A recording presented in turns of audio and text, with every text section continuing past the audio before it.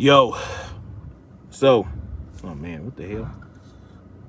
It, just because you poured, This is gonna be part 4. I keep getting interrupted, phone calls and shit like that. Anyway, let's keep going.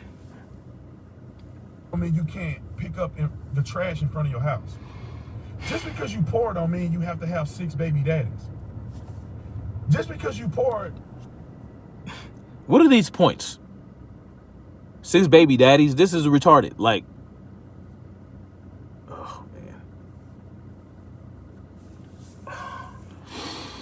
Like, people who aren't poor can have 6 baby daddies. People who aren't poor can leave trash out in the front.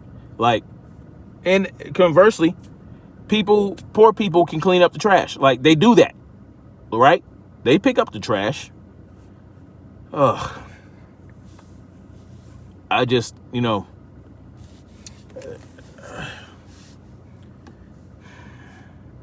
mean that you can be disrespectful to people and walk around looking like a hook.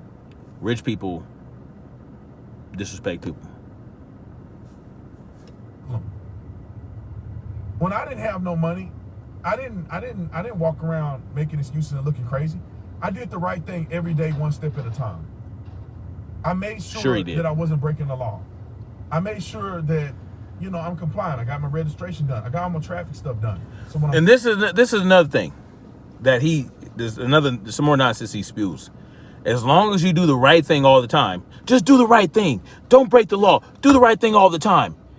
And you won't have any problems with the government or nothing. The police won't mess with you at all. There's no chance that the police will mess with you, that the government is going to fuck you over, as long as you're doing the right thing all the time. It's bullshit. Like, what? People get screwed by the government when they're doing the right thing, when they're doing the wrong thing at any point in time. Hell, it's crazy. Like, this dude who was trying to buy property in, I think in Arizona or somewhere, was driving through Las Vegas, had like $70,000 or $270,000 in cash on him in his truck. The police pulled him over, saw the cash, said, "Oh, you must be doing something wrong with this, boy," and took his fucking money, took his truck. So now he couldn't buy the property. They took all his money. He never got his money back. He barely got his truck back. He got screwed by the government and the police, and he wasn't doing anything wrong. He wasn't committing a crime at that point in time. It's a bunch of bullshit, bro. This idea that just do the right thing and the cops won't mess with you. No, that's not how it works. Because guess what? There could be cops out there doing the wrong thing. See, this only works if cops are always right and always good and always are and never do bad things. But that's never the case. There's always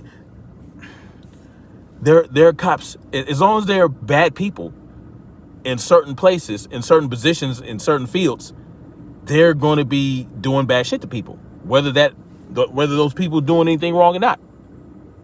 Oh my God, this is operating a motor vehicle. I don't have any issues with anybody. I'm doing the right thing. When I go places, I believe in first impressions. So I present myself reasonably because I want people to view me as a reasonable person. When I live, wherever I live, there's trash in my front yard, there's trash in the street, I pick up the trash. I don't like my street looking junky. I don't like my community looking run down. And your money have nothing to do with that. When I was a cop and I used to go into these people's houses because they're abusing their kids or whatever the case it be, they all nasty. Junky, nasty, stuff everywhere, trash on the floor, beer bottles everywhere, dishes smelling like, like I'm at a landfill. Why just because you poor or uneducated don't mean you can't wash dishes? You can't clean up the floor? You can't put the beer bottles in the trash can and take it to the trash? This is true, but what's the point? What's the point of all this? What's the point of him saying this? Because there are poor people that are clean. There are people that pick up poor people that pick up the trash. What? It's just, there are a lot of irresponsible rich people. There are a lot of rich people that do bad things. But the reason that there's so much crime in impoverished neighborhoods is simply because there's impoverished people in those neighborhoods that are trying to get more for themselves. So, or they're predators, right? They see easy victims in these impoverished neighborhoods because guess what?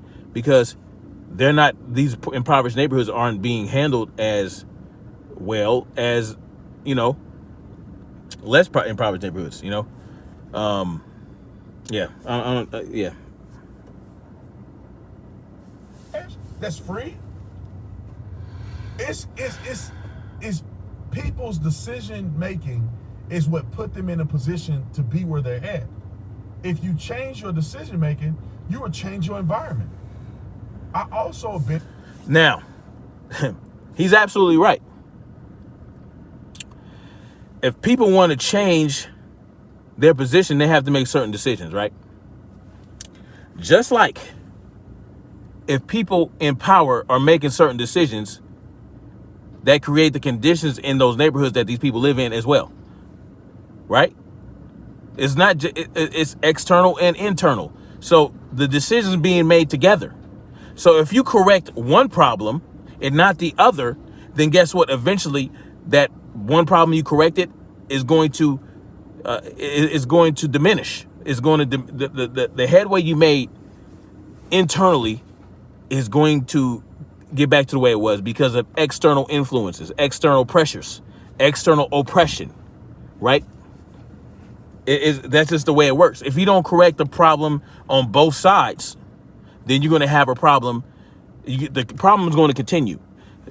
He's saying that there's only the problem internally, right? There's no external factors. There's no external influences. The redlining, how representation is being distributed, voting power, how much money goes into these communities to improve it. There's a lot of factors. The schooling, right? All these things factor into it. The justice system, how people in these communities are prosecuted as opposed to people in other communities. There are a lot of factors. There are a lot of variables involved in how these communities get in this position. It's not just people waking up one day and, let's make the right decision. And then everything's, no, you have to address both sides of the issue. You can't just address, one. You have to address both sides of the issue. That's a simple fact as that. That's what he's failing to understand. That's what he's failing to express to you guys. If he does have that understanding, he doesn't want the powers that be, or the police departments, or the politicians that control these police departments to take responsibility. He doesn't want that. He doesn't want the police to be held accountable for their actions. He doesn't want Republicans to be held accountable for their actions. You understand what I'm saying? He doesn't want that. We should leave the police alone. They should be able to do whatever they want to do, no matter what. Even if they're abusing a child, even if they're killing people who haven't threatened them, because it happens all the time. It happens with white people, happens with black people, happens with Hispanics. All these different cultures, all these different race of people. It's not just black people.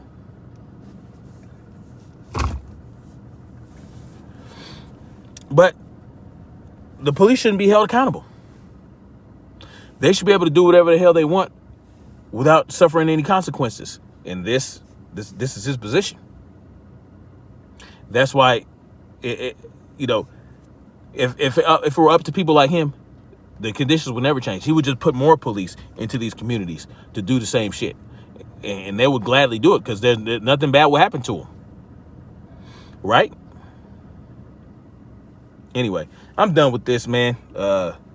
Like, share, subscribe. Y'all let me know what y'all think. There's still basically another 17 minutes of the video, 7 minutes or so. 7 or 8 minutes left in the video. I'm not going to go through it anymore. Y'all basically get what he's saying. But all this about picking up trash, like,